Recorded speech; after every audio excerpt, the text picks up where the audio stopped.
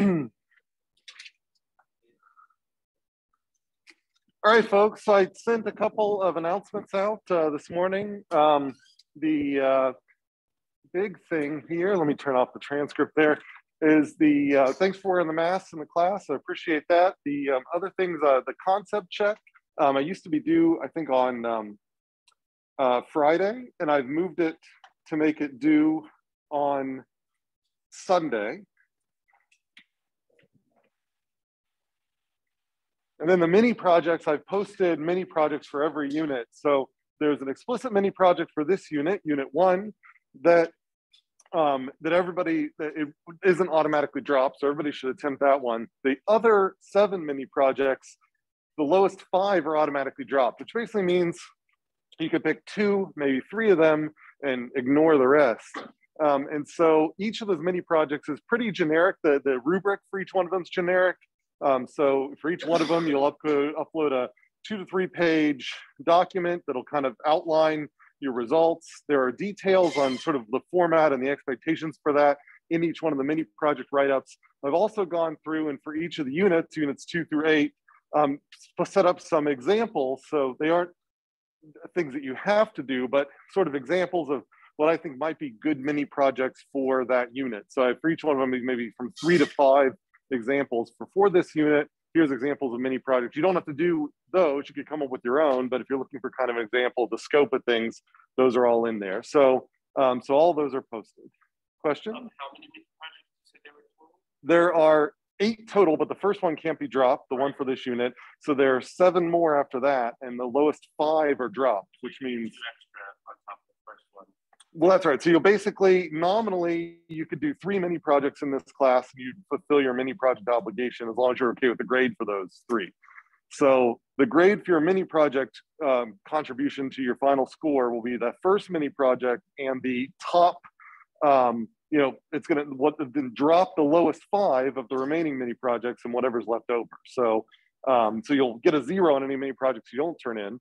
So if you don't turn in 5 of them and you only turn in 2 of them, then your grade will be based on the 2 you turn in. If you do like 4, like an extra one, basically, could be that supplement, like any missing points on the other. Right, that's grade. The idea. So if you did like 4, you're going to get 0s on the ones you don't do, and then the lowest 5 will be dropped. And so the 0s will be dropped, and then the lowest of the 4 that you turned in will be dropped. Once you've hit that 5. So like as in the 4th one, like you use like to boost your data, not. Well, there's no like bonus, but the idea would be that if like you got a 80% on your mini project 2, you could submit, and you submit a mini project 3 and you got 100%. The mini project 4 you could submit if it got 100%, then that would kind of knock out the 80%.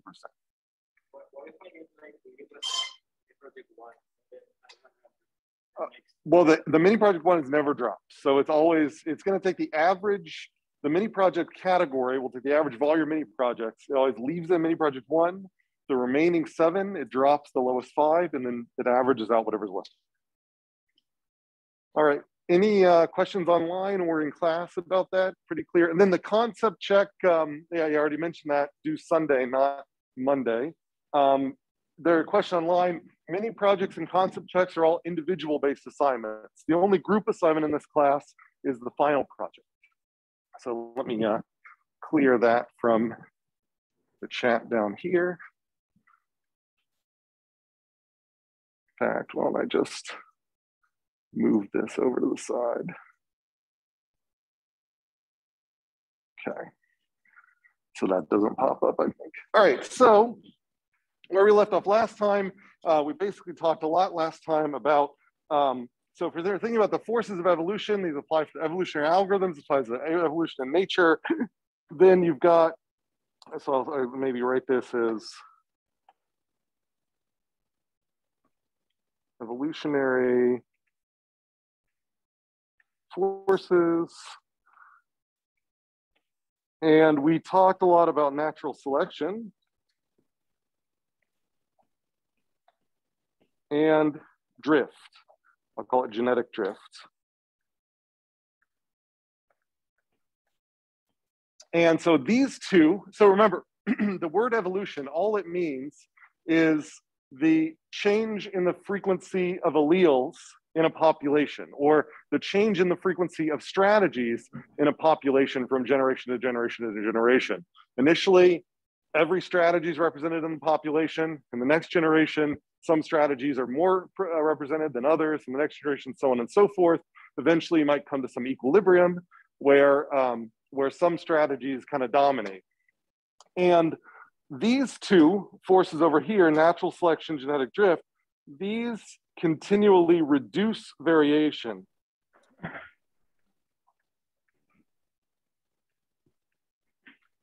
In a population.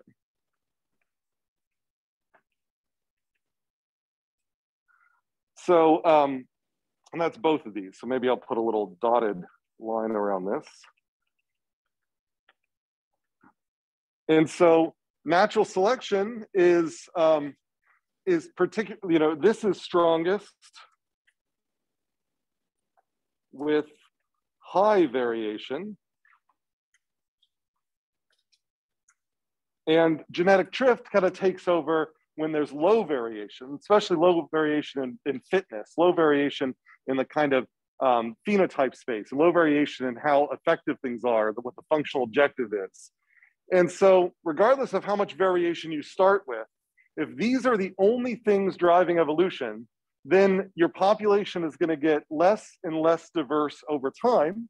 And that is going to naturally turn off natural selection. So even if natural selection is very high initially, then toward the end, whatever the end is, but later, eventually, natural selection is going to get weaker and weaker and weaker until everything's going to be driven by drift, which means that there's going to be a certain amount of randomness in the kind of eventual outcomes. And drift will even drive things to fixate. And so drift's ultimate, I guess I can maybe put that in here, this leads to fixation, where there is an absorbing state of the Markov chain that sort of represents drift. And that absorbing state causes the whole population to just take over, one strategy to take over. And that one strategy may not actually be better than the strategies that it beats out, because by the time drift takes over, selection is not really helping with any of that stuff. So these are variation reducing parts of evolution. Now, there are two things that I mentioned maybe briefly, but didn't formalize. There are two, there's sort of one big force that I'm going to call mutation. And then there's a related one that I'm going to call recombination, otherwise known as sex. And so mutation, this is a spontaneous generation of, we can say a new allele, or I'll just say generation of changes, genotypic changes. And recombination is the, well, it's like it says, it's recombination. It is a recombining of existing genotypes to form new genotypes. And so new genotypes built by combining parts of existing genotypes. And today we're going to be talking about the GA, and we'll see exactly what form recombination takes, sort of, we'll see what recombination looks like in the GA, and then kind of what it's mimicking in real life. And so these forces here are forces that increase, or at least they attempt to increase variation in a population.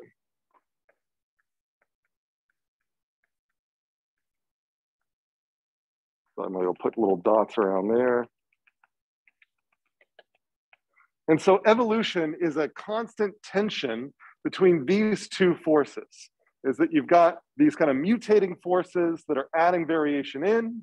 As they add variation in, then natural selection starts grabbing onto that variation, because the things that are added in, some will do better and some will do worse than the existing population. That may change the frequency of strategies in the population. But gradually, as the diversity in the population gets less and less, the fitness differences in the strategies becomes less and less, and drift starts to drive everything. And then you end up leading to a random outcome where everybody is just some random, hopefully not so bad out strategy, but not necessarily the best strategy. And then mutation kicks in again. So these things are constantly keeping, these things, from fixating. So otherwise you just have everyone looking identical. So this is the reason mutation and recombination are the reason why these two forces just don't lead to everything looking identical. Yeah. So the mutation recombination section, an example of when you were showing the algorithm when you generate those new prime solutions based on the ones you had. That's right, and that's what we'll see. And so when we set in an evolutionary algorithm, you generally take a set of candidate solutions, pick out the ones that do really well, and then the gaps that are left over, you fill in with variations of those ones. And that's where mutation and recombination come into play. Okay. So I can take these, and I kind of showed you a graph before of evolutionary algorithm efficacy. And I can show you a different graph here. And there, by the way, there's a question online that's popped up. Professor, could you give a brief description about how the deliverable should be for the first mini project? And I think that's addressed in the mini project. It just should be a document that answers, like, I think I asked you a couple of questions, and then I'm expecting you to sort of put together a document that kind of gives you a narrative response to each one of those questions. And so, I think that's addressed there, but if you have specific questions about the mini project, then send me a note. But I think I tried to address that there. So basically I ask you like 3 or 4 questions, just respond to 3 or 4 answers in a single document that we can upload and then be able to grade in that single doc. All right, so this, I could take this, and maybe before I show you the pretty version, I'll just draw it. So really, I can now break things down into 2 axes.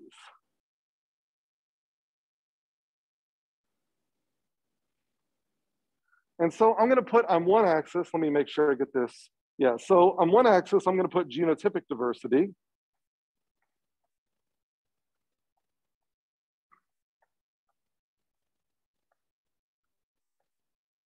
And on the other axis, I'm gonna put, this is basically phenotypic diversity, but I'm gonna say fitness diversity, or diversity in fitness.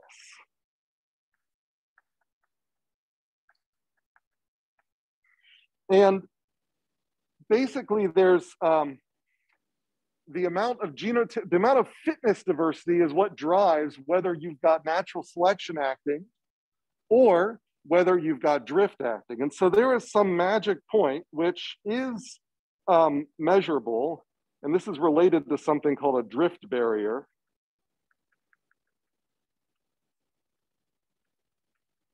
Where once your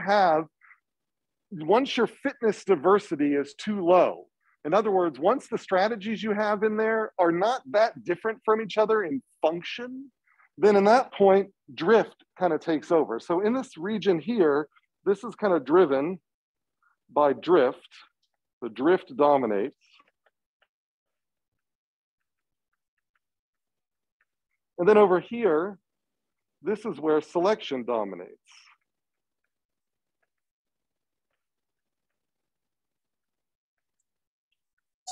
Now, if you really think about it, we talked about now selection isn't always a great mechanism for looking over an entire space of strategies, because if a bunch of strategies are all clustered in one fitness peak, it might find the top of that peak, but it's not gonna search over the whole space. So if you have a huge diversity in the strategies, selection's gonna do a better job at finding different peaks. If you've got a small diversity, once they're kind of clustered together, then selection's only going to find that local one. So it's going to, it's going to find those traps. If we're minimizing, we think of them as traps. So I could draw sort of another line here of genotypic diversity, of strategy diversity, and I could say that that's sort of in the there's this question about exploration and exploitation. In this top half here, I can say that exploration dominates. And in this bottom half, I could say the exploitation dominates. And so every evolutionary algorithm ideally starts in this top box here.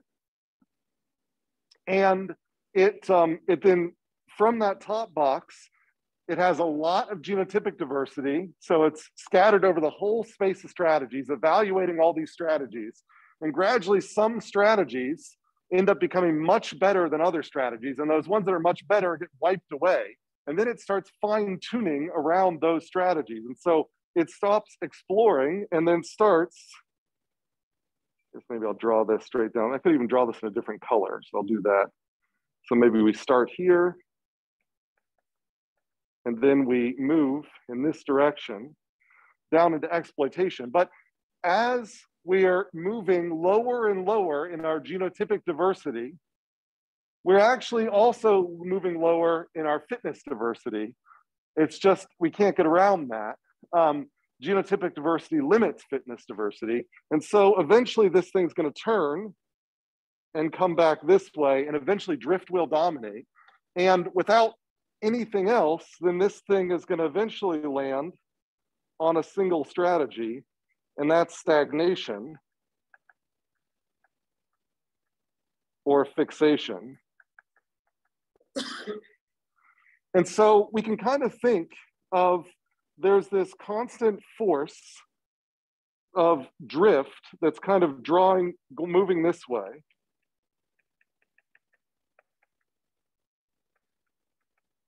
And so, so drift is kind of drawing us toward, getting rid of our phenotypic diversity for sure. And then we've got the selection force is sort of doing something similar. So selection is also moving in this way. So there's these two forces just getting rid of diversity. And then we then hopefully have these other operators operating that are moving in the other direction, and that's mutation. And so mutation is introducing genotypic diversity. In fact, you could argue that mutation actually is really a force that's just kind of upwards and maybe a little bit bending over to the right, but there's no reason for things to mutate in a fitness advantageous way. Things just add genotypic diversity. And because there's a link between genotypic diversity and phenotypic diversity, then in principle, by adding genotypic diversity, you are most of the time going to also add fitness diversity. But you could be mutating something that doesn't really matter that much. So it's not necessary. So really the mutation arrow is mostly up, but hopefully over a little bit. And so that's this kind of axis of fitness diversity and genotypic diversity is kind of where every evolutionary algorithm, really all of evolution, sits. So I've just taken this drawing, and this is me kind of just drawing it out in a little bit more kind of a summary. And I actually have this online.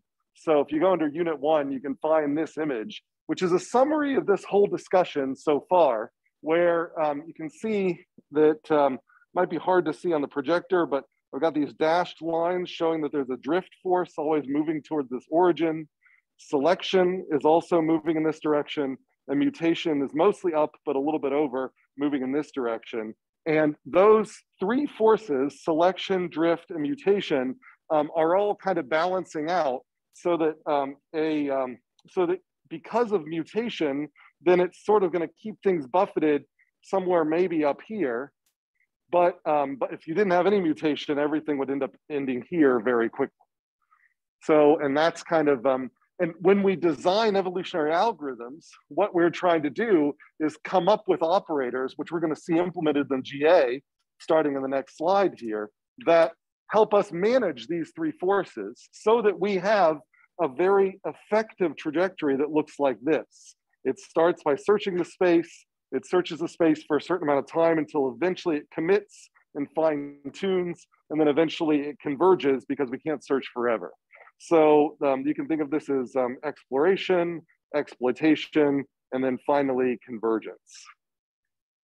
All right, question. Sir, I was thinking like application, there's a stage that I'm sure that how this provides examples of application. You mean how we implement mutation? We'll see that when we're going to go into the GA and we'll see exactly how we do that.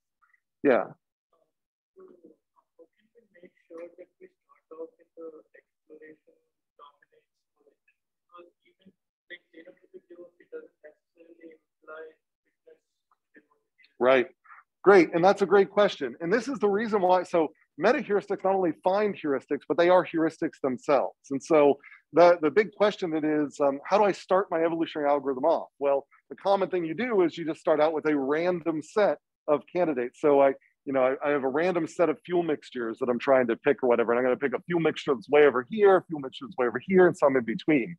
It may be that you chose a bad initial condition. And so you may want to rerun that evolutionary algorithm a few times. And so we come up with our own heuristics for how we even run our meta-heuristics. And that's the reason why we have things like hyper-heuristics, because a hyper-heuristic can be an algorithm that's wrapped on top of a genetic algorithm that can say, there are a bunch of things here like population size, mutation rate, recombination rate, initial population. I mean, all these things are hyperparameters of the GA, which for some optimization objectives may actually, some hyperparameters are going to work better than others. So a hyperheuristic will sit on top of these like 4 parameters of the GA, and will try for a little micro GAs for different types of hyperparameters until it finds the best hyperparameter, and then it'll go from there. So that's a hard question, and we don't have an exact answer to it. There's a question in the back there first. What if mutation was more than the rest of the? Right. So yeah. So that's a good question. So you can adjust in a GA, and you can adjust how much mutation there is, and we'll see how to do that.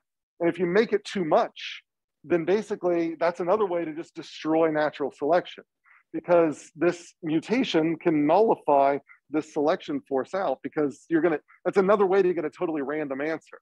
So, so that's why we can't just, so what we're gonna find out is, like, if you have a small population size, then that means you're gonna mainly be in a region where genetic drift is a major danger. So you might say, for my optimization objective, it's so costly, I can't run my optimization objective that much. So I'm going to only have a candidate population size of 5 or 10, something crazy like that. That's going to mean that if you don't have any mutation, then very likely you're going to converge on one strategy, totally random, because you're just not going to have a lot of fitness diversity.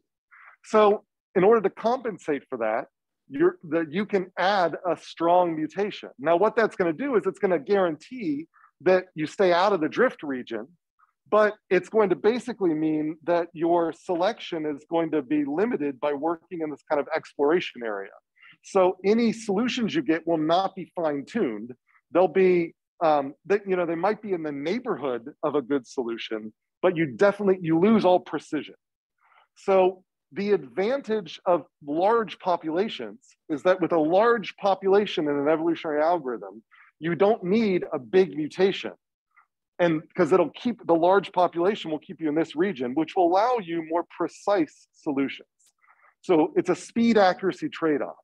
If you want precise answers out of your evolutionary meta-heuristic, you're going to need to pay the cost of a slow, execution. You're going to need to pay the cost of lots of function executions. And so that's the speed cost. That gives me the accuracy. If you can't afford to do a lot of function evaluations, then you're going to get okay answers, but they're not going to be fine-tuned. That's going to vary based on the optimization objective you have. So some optimization objectives that are just nice bowls that have no, you could use you could use you could use a gradient climber that would start here and would finally find the bottom of this and would sit there. So it's kind of like, if I were to draw an example of that, if I had a simple optimization objective, I would like to find this point right here. I'd like to minimize this optimization objective. If I have too much mutation, what that's going to mean is that I might start with candidate solutions that are over here, and it's almost never are they going to settle down here. They're going to be all over the place down here. And so there's going to be, I just won't ever be able to find that precisely. If I turn off that mutation, then for a single bowl like this, as long as I start with a diverse number of candidates, there's a good chance that this fitness diversity will cause it to find the bottom of the bowl before drift takes over. But if I happen to start all of my candidates up here, like just say in one little, right on top of each other, then there's so little fitness diversity that I'll probably converge to a point around here.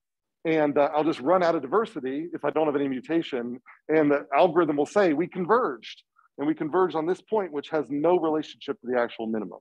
So it really depends. If this were a very humpy shaped optimization objective, then it would be much more important for me to have mutation to help ensure that I am exploring this space effectively and not getting stuck in one of these local traps.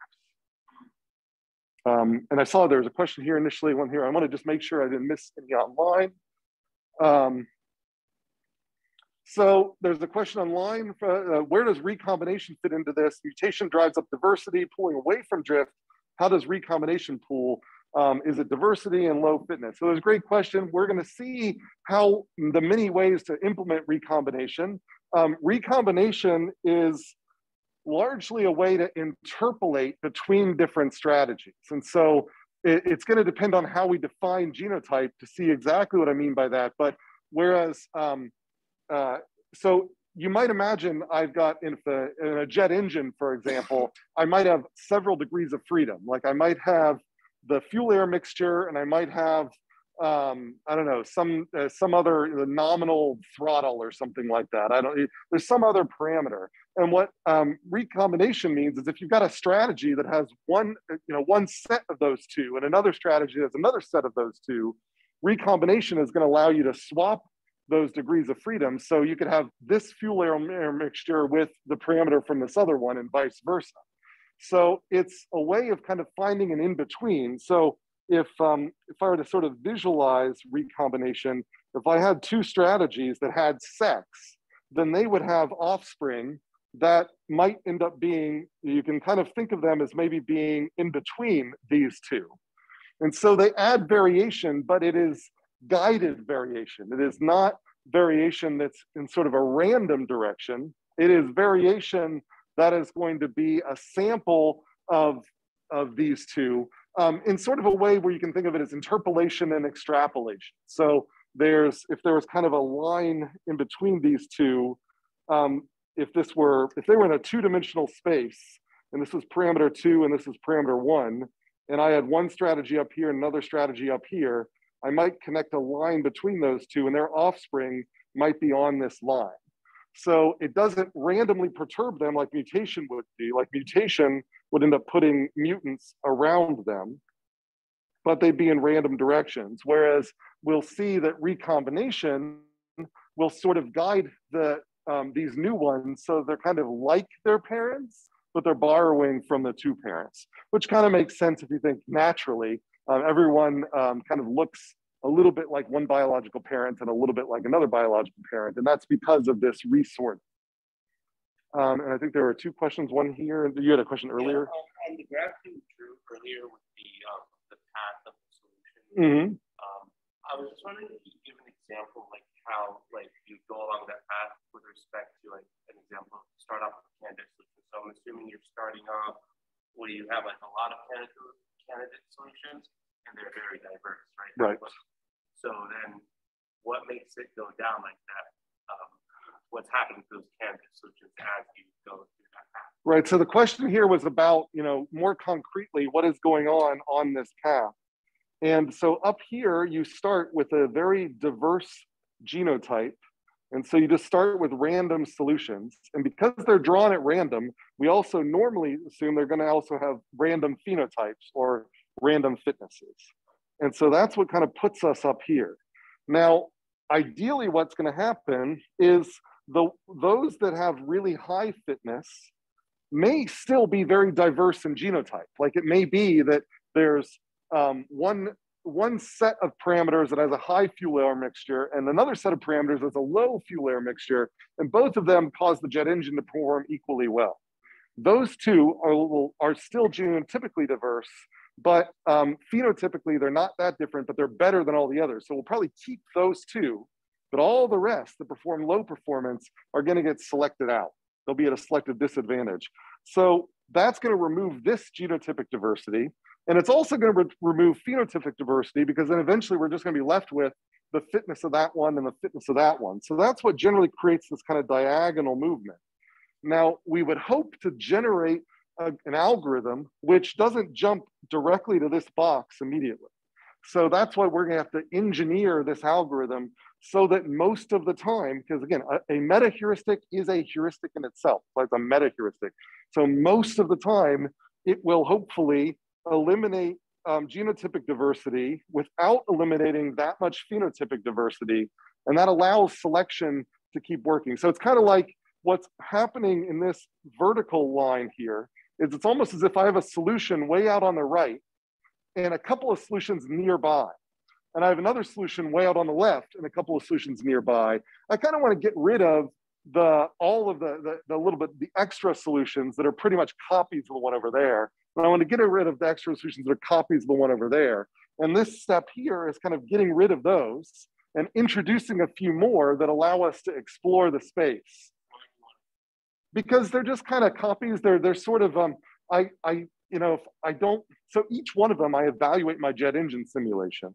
And so if I've already evaluated my jet engine solution over there, I don't need to reevaluate it kind of close to there. I would rather try it here, try it here, try it there. Okay. And there's a question back here.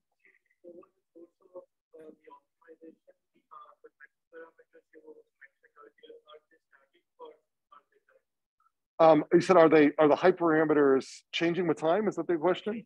Right. So there's a question there. Are the hyperparameters of the GA changing with time? In the generic GA that I'm about to introduce, the hyperparameters are fixed for the whole GA. You can imagine more exotic GAs where you could change the mutation rate.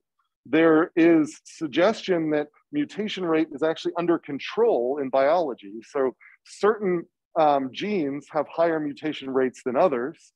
And under certain environmental conditions, that mutation rate is altered. So you could imagine altering the GA so that the mutation rate was adaptive. In a similar way in gradient descent, for example, where you can make the step size vary over time. So you can have large step sizes and then small step sizes. So that those things can be added in, and they have been, but we're not going to go there, at least initially. All right, I want to get on to some other things here. I just want to make sure there's not some wildly, I want to make sure that the fitness diversity in our questions is being minimized, even though the genotypic diversity in our questions might be still large. And then I think if we go on, we'll keep answering this. So there's a question online about changing fitness or phenotypic diversity without taking genotypic means that we engineer the physical environment. Well, there's a question online about engineering the physical environment, and that's, so I think I answered this question already, where I gave that interpretation of what it means to change genotypic diversity without changing phenotypic diversity. But let's move on. Let's see an implementation of the GA, and I think that will answer some of these questions. Okay, so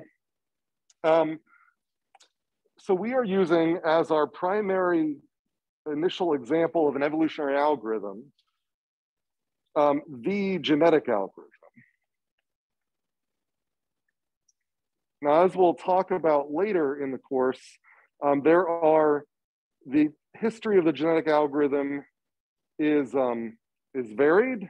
There are other things that are that also related, were influenced by genes and so on. So what I'm giving you is kind of a canonical version of what a lot of people nowadays refer to as the GA. But of course, there were a lot of candidates for the GA as the GA was being built. Okay, so the basic structure is this.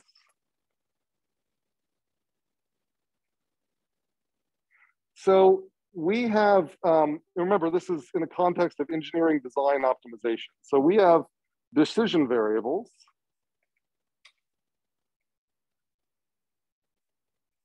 Which I think I'm going to call like a scalar value, x1, for example, so a component of a vector. And those decision variables, we are going to, the variables themselves, we are going to refer to as being genes of a chromosome.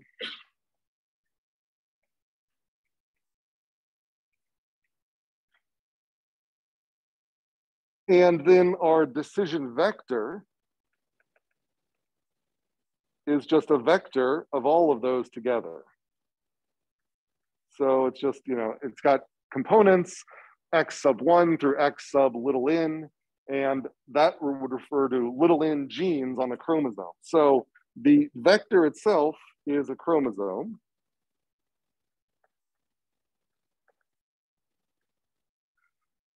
The particular candidate solution, so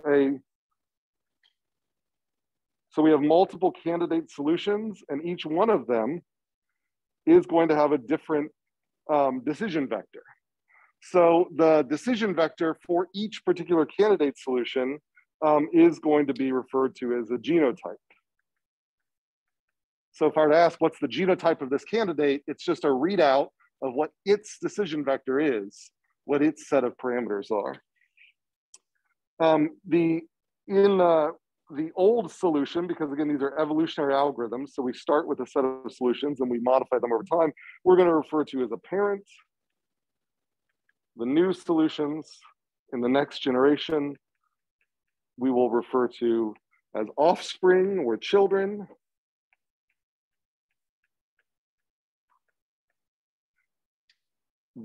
Sometimes we will put a constraint in place where we want to make sure that we will always keep the best solution around to the next generation. So even though we randomly draw solutions to go into the next generation, sometimes we want to just make absolutely sure that there are certain ones don't get lost by chance. And this is one way we can fight drift. And so, so those best solutions, which this is where we diverge from biology a bit, we refer to as elites. And so we may have a set of elites, and that set of elites can manage to sort of escape some of the selection operators that we'll end up applying. So then we refer to, so the fitness function represents the quality of the solution in some way. And so sometimes this will be in terms of maximization, sometimes it'll be in terms of minimization, but we generally are going to map fitness into a positive value when we talk about it, because we like to think of fitness as like number of offspring. So colloquially, we might talk about fitness as things being more fit, but in reality, most of the design problems are formulated as a minimization problem. So we can say something is more fit might actually mean that the optimization objective is being mapped to the fitness function. So this is related to the little f objective. So this relates to optimization objective. So just know that when I say something's more fit, that might mean that it's lesser on its optimization objective. Now, the selection operators we're going to build sometimes depend upon our fitness function f being positive and non-zero. So sometimes what we have to do is add offsets to these f functions to guarantee that they generate a fitness which is positive and non-zero. So if our fitness function, we may have to add 40 to it, and maybe we have to make it a negative or something. So the actual mapping from our optimization objective to our fitness function might be 40 minus a little f or something like that. So in order for us to be able to keep in mind this, fitness function here is usually greater than 0. Question? For the particular candidate solution, is that also a vector, like of a possible solution? Yeah, so the particular candidate solution this genotype is the vector for the individual. So then what's the difference between the particular candidate solution and So decision vector, I'm just speaking generically. It's just sort of, the decision vector is like the set of all the genes. And so it's kind of like along the chromosome, these are all the locations. And so, but then a particular candidate solution has a certain allele. So we can think of the candidates, the genotype, remember, as a set of alleles. So the particular candidate solution is saying, for this solution over here, it has this genotype. It has this set of, its decision vector is configured this way. For this solution, its decision vector is configured this way, and so on and so forth. Any other questions about this? Right, and then, yeah, I'm sorry, go ahead, a question online. I have a very small question. So also, like, how sure are we that the optimal solution that we are finding is a local or global solution? Because we do have a lot of there's a question. Okay, sorry, yeah, go ahead, sir. There's a question online about how are we sure that the solution the GA finds is a global or a local solution, and we're never sure. That's the point of these model-free approaches, is that we find a heuristic, we find something that is hopefully good enough, but we will never know if it is the global solution. So this is very empirical. So we are making an inference that this is a good solution, and we're hoping that it is near the best solution, but it is possible that our meta-heuristic has failed us, and the global solution, it just never happened to reach and find. So we will never have a guarantee on those globals, not without a model. There's a question online, does genotype have one chromosome or multiple chromosomes? So for the purpose of the GA, our genotype is just a single chromosome. It's just easier to worry about that. We're not gonna have an X vector and a Y vector and all that, because for the purpose of the algorithm, it's simple enough just to say there's one chromosome. Now, when you get into more advanced versions of the GA, there can be advantages to having effectively multiple chromosomes because they allow for sex to happen in more interesting ways, recombination to happen in more interesting ways. But the traditional way to make recombination more enriched is not to create multiple chromosomes in the algorithm, but to create what we call multiple crossover points. And I'll show you what that means when we get to the recombination implementation. So for simplicity, just imagine that there is one chromosome, which is the one decision vector that stores all of our genes. And all of our genes are the decision variables. And for each solution, each variable has a particular setting, a particular trait, and, a particular allele. And that's what goes in there. So that clear so far? Any questions about the mappings here? So we set up an initial population. So, or in that initial population has a bunch of initial solutions or initial candidate solutions. So I'll say initial candidate solutions. And those we're gonna say for this algorithm are just drawn randomly. So this is a random genotype drawn uniformly, generally speaking, drawn uniformly over all of the genotypes. So if you were to think about this, each decision variable has a range. It goes from 0 to 10, 0 to 5, -2 to 4, whatever. And so for each one of those, you draw from a uniform distribution within that range, and you do that for all of them. And that's how you get your random initial genotype. And then the two other things that we worry about here is the selection process is just a term that represents the process of choosing surviving parents.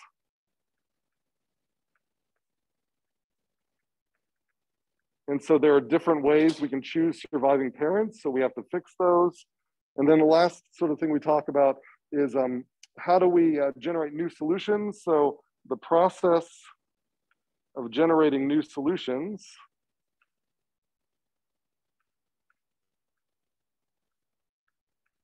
sorry for my handwriting here.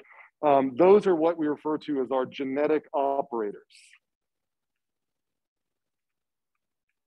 And so whenever you write a GA, you can make choices not only about hyperparameters, but these sort of bigger things, like you can actually choose what mutation operator do I want to use. So there are multiple ways you could implement mutation. And so oftentimes in a GA, even a pre-built GA, like one you find in Python or in MATLAB, you could just set the mutation rate. We'll define what that means, but you can actually usually also give it a function. You can say, I wrote my own mutation operator, which operates totally differently. Just use my function. And so that's a mutation operator. There's also a recombination operator, and you can sort of define what sex means to your particular genotypes. It has a default way, which we'll kind of talk about, with its own parameters, but you can throw those all out and do recombination your own way. And there's a selection operator the same sort of way. There's multiple ways you could select how parents survive to the next generation. And you can either choose rates of the default ones, or you can write your own and pass that in. And so, so those are the basic framework that we're referring to here. And then with all of those, if I wanted to sort of say all of that together, I could say that, you know, fitness F is a function of the so-called phenotype. But what the heck is a phenotype in the GA space? Well, that is basically going to be a function of our optimization objectives evaluated at our decision vector. So we may have multiple optimization objectives. And so this is for the multi-optimization, so the multi-objective case.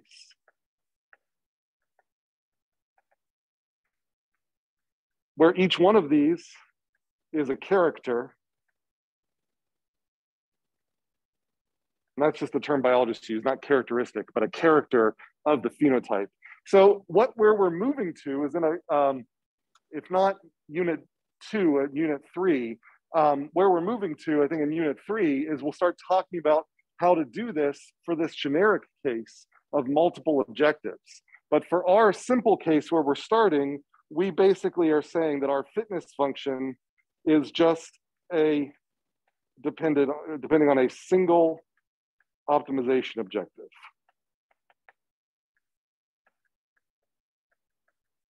And so this is the general case up here. And this is the simple case for now. And like I said, you might start with an optimization objective, which is like my optimal thrust, whatever character metric for my jet engine.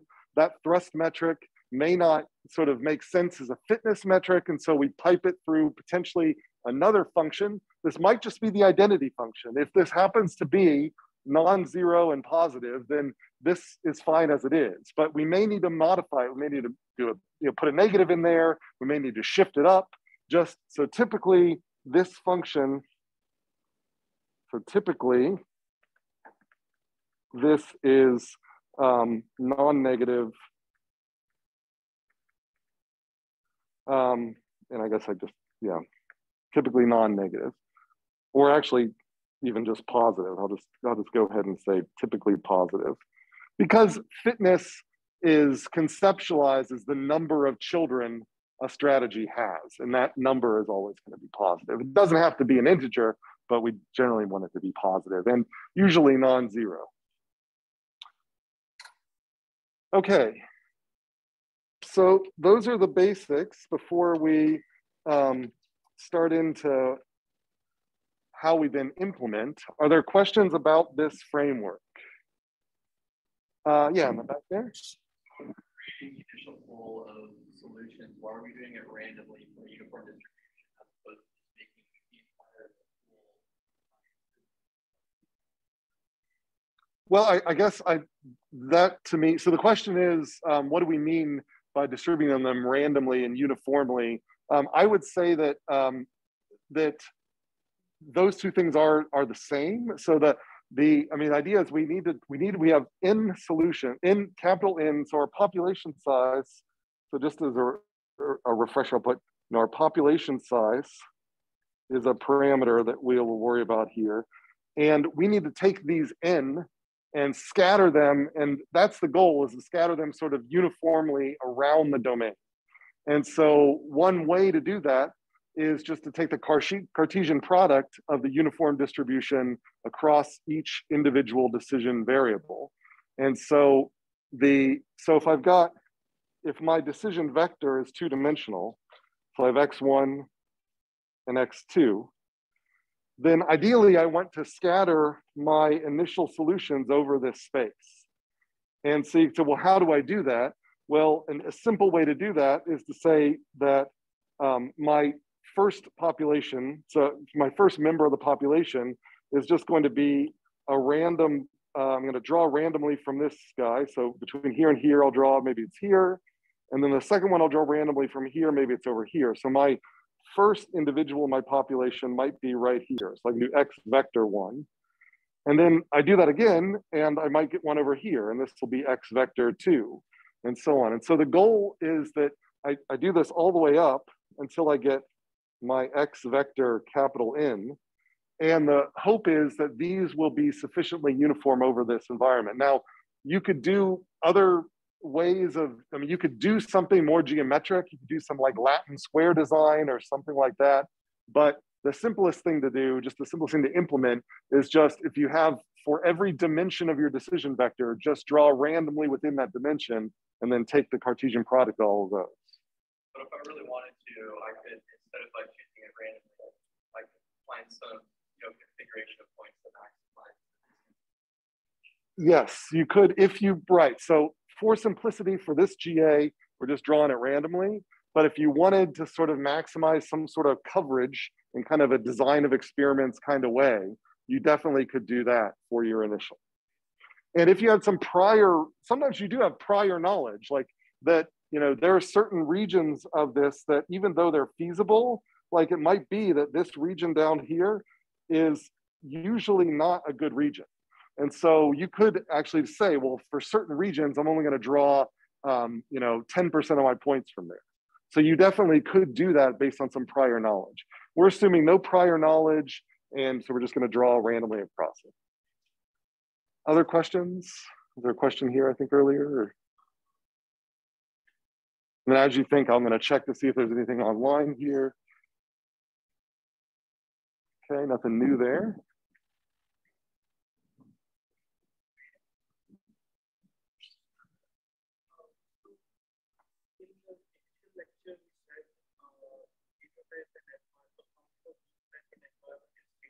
Right.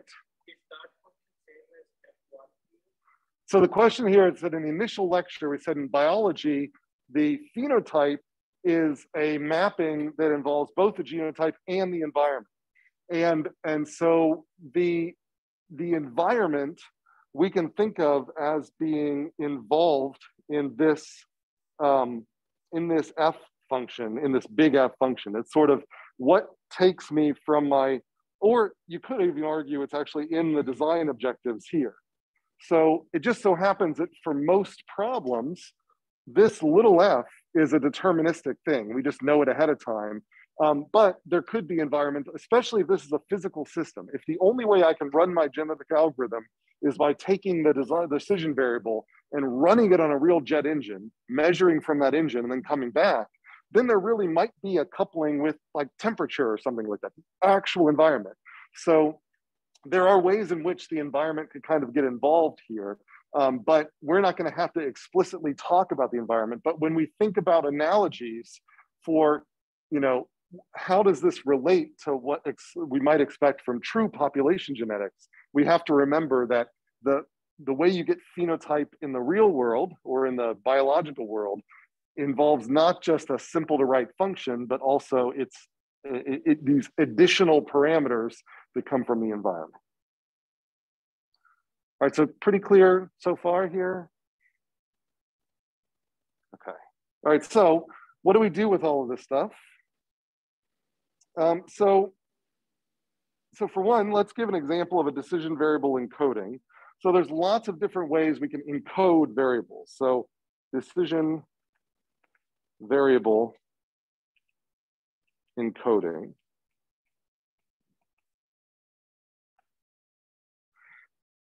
So conceptually, the easiest thing to do is to give each decision variable maps to one variable. So if I have like fuel air mixture, I just have a single continuous variable X that draws from all of the possible fuel air mixtures. And so sort of the easy thing to do is I take my practical decision variable and I map it to one decision variable, one GA decision variable. And so, for example, I can maybe take X1 is in all of the values from 0 to 2. It's an entire continuum of values. Now, that sometimes is something that we'll do, and that's fine, but sometimes we actually further divide. So it's common to further divide numerically. And what I mean by that is, let's say a particular allele, if we wanted to think about that in the older version, was like a decimal value, 1.35. So if I had something like 1.35,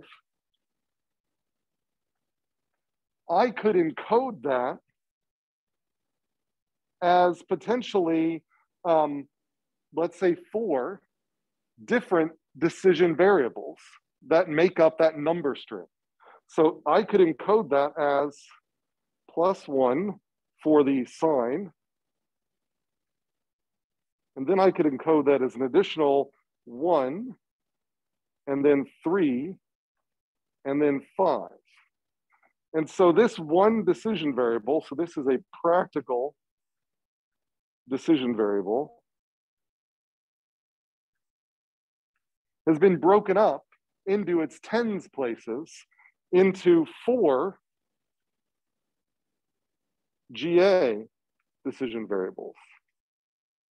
So in other words, this is X sub 1, this is X sub 2, this is X sub 3, this is X sub 4. And so this is just another way of doing it. What we'll find is that by splitting this up this way into multiple genes, so it's sort of like when I look at a decision variable, how many genes do I see? Conceptually, it's easy to sort of think of every decision variable as a gene, and every different value of that gene, every different allele, every different value of the decision variable comes up as a new allele. But what I'm saying here is I can split this one decision variable up into 4 genes, and the actual numerical values, whether it's positive or negative, well, those are the alleles for this gene. Whether it's 0 through 9, that's the alleles for this gene. 0 through 9, 0 through 9 for those 2 genes as well. And sometimes it's actually very useful to break things up in this way, because the genetic operators that we apply are kind of very sequence-based. And so it ends up being very convenient to be able to line these things up together and be able to say, I want to do a mutation at this particular point, or I might want to do crossover, this recombination thing, so that the first 2 digits are shared in the parents, but they swap the back half of their numerical representation. So this is the very common way to encode genes. And if you look at the kind of icon that I've chosen for this class, both on Canvas and on Slack, you can see kind of a numerical version of that where they've actually gone even farther, and this is the very typical thing to do, converted this into a binary string, and then taken that binary string and considered each bit to be a gene, where the alleles for each bit are either 0 or 1. So that's kind of the most common way to do it, is a binary genotype encoding, where each gene is a bit, and each and then alleles are 0 or 1.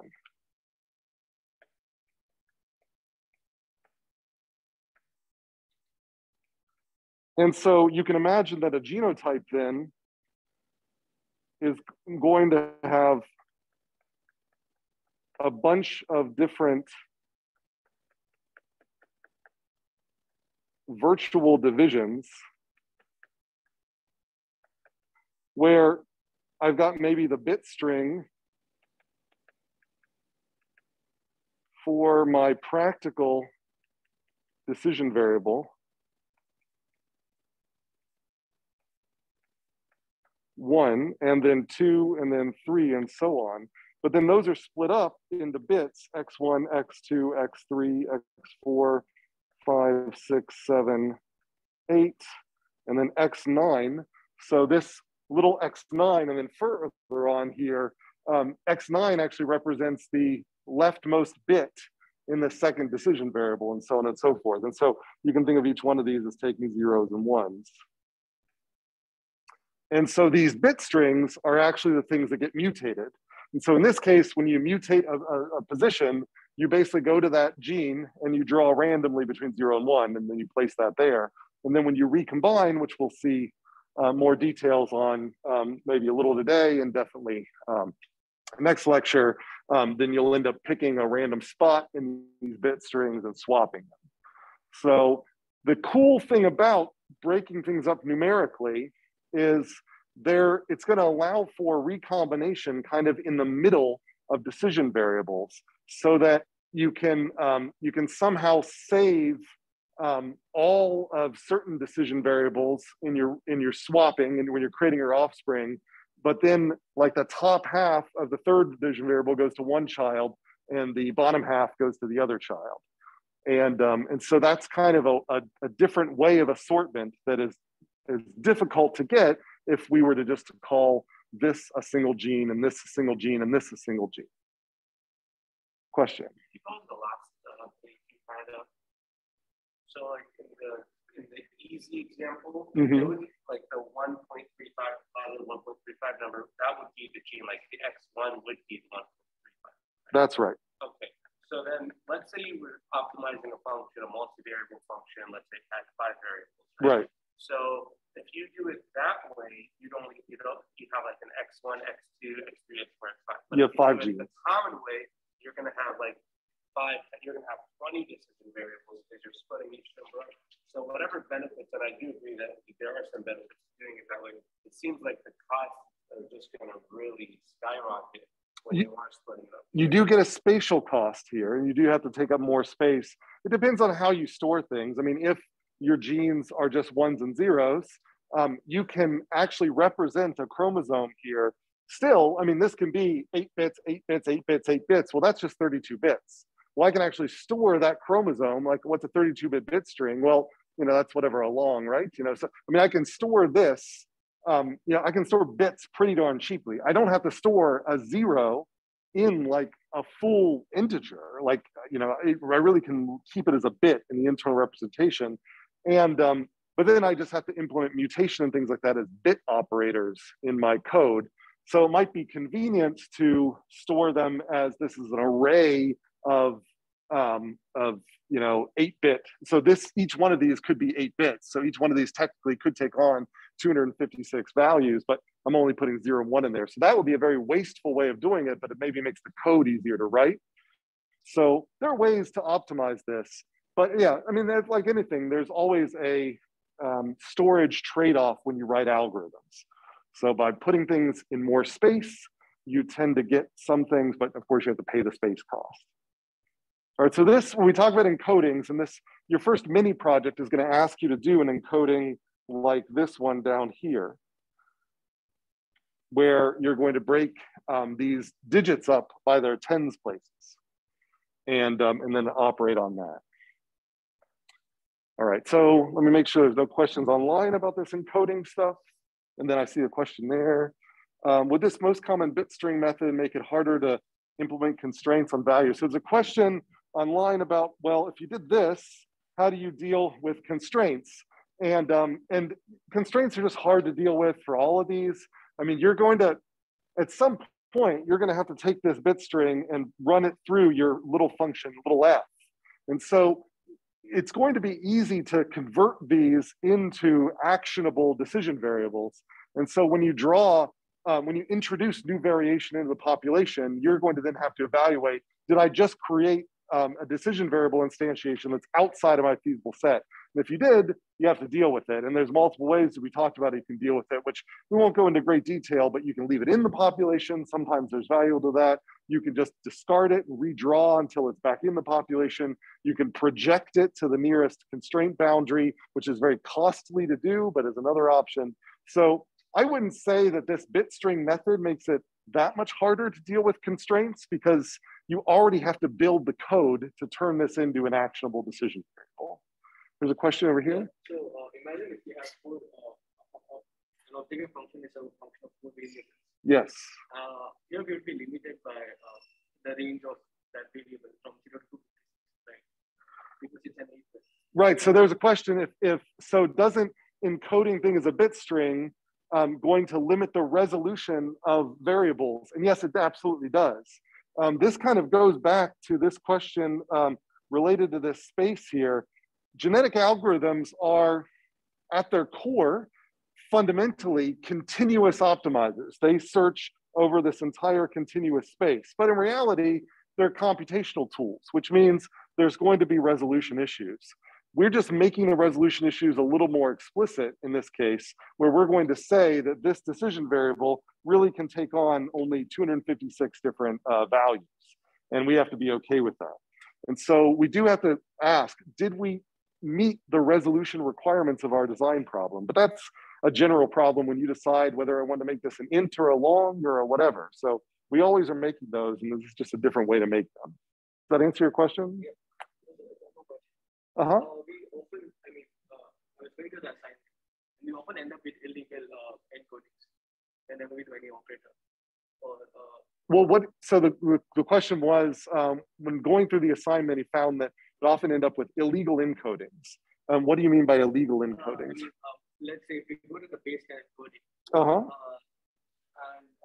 if we do, for example, for the mutation, if we do some scrambling of sorts, we often end up, like if we end up scrambling the first digit, we can have a different digit on the first value x1. Right, okay. So this won't define any sign. Okay, so the question was here is said that depending on what type of mutation operators you build, we haven't even talked about what the mutation operator looks like yet, then couldn't you run into the risk of, let's say you wanted to scramble these digits as your mutation, that you might get an incorrect encoding. So this one was allowed to go from 0 to 9, but this one is only allowed to be -1 and 1. And so what we're going to find is when we actually implement our mutation operators, mutation generally is a pointwise mutation that respects the range of the gene. So it only mutates among the sort of accessible alleles. So we would say we might, if we chose to mutate this gene, we would draw only a 1 or a -1 there. And that would help do that. And what we'll find is that the way we rewrite recombination is also does in sort of a clever way that ensures that you're never going to swap in things that are infeasible. Now, in Unit 2, we're going to talk about how we apply these methods to actually writing computer programs. And so how do we make an evolutionary algorithm whose output is a computer program? So you say, I don't know how to solve this problem. Computer, write the software for me. In those cases, we have to be really, really clever about mutation and recombination to keep the syntax correct. Because you could imagine swapping in a for loop where you were supposed to get a constant or something like that, and that thing just doesn't matter. And we'll figure out, we'll talk about ways of doing that. So, so we're kind of getting there. But it's a great question. But that's kind of my short answer is when you build operators, that's one of the things you have to make sure the operator ensures coming out of the operation. Okay. Any other questions about this stuff? Let me see if there's anything else I want to add before we just go to next. All right, so I just want to paint a picture of where this goes from here. So, so basically, and then I'll let you guys go. So basically in the GA, which remember is implementing an evolutionary algorithm, we're going to have a little bit of a flow chart where we start, and that leads to us drawing generate an initial population.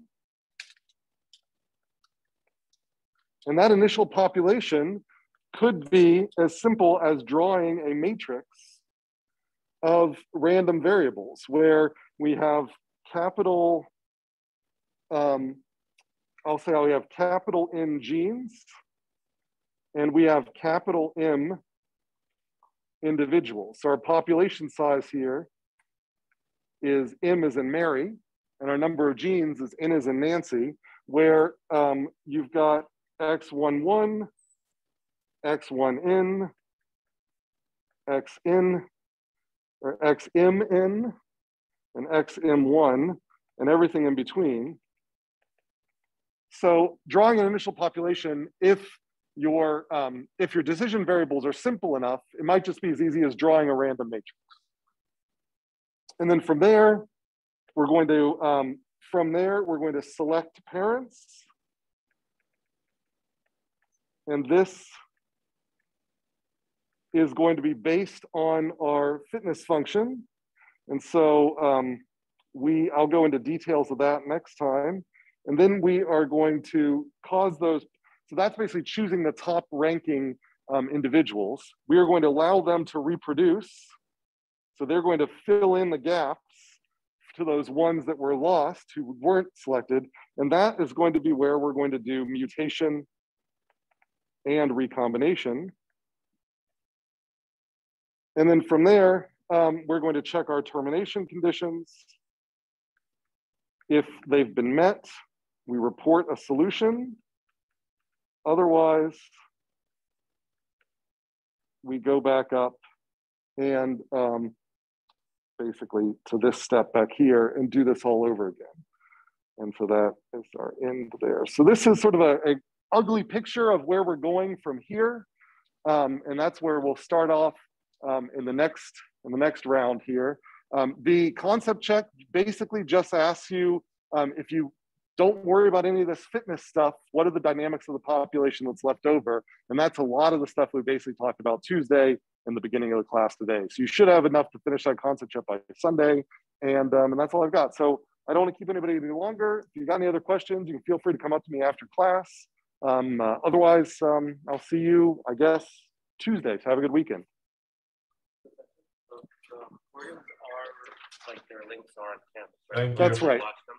Yeah, so if you're looking for the recordings, go to the home page on Canvas, and then right on that home page, there's like, it says like classroom recording link or something. It's right there. It's also under modules. So if you go under modules, there's a whole module for the recordings.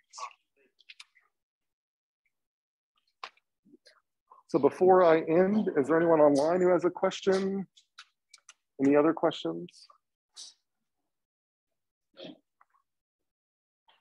If not, I will go ahead and end the session and see everybody next week.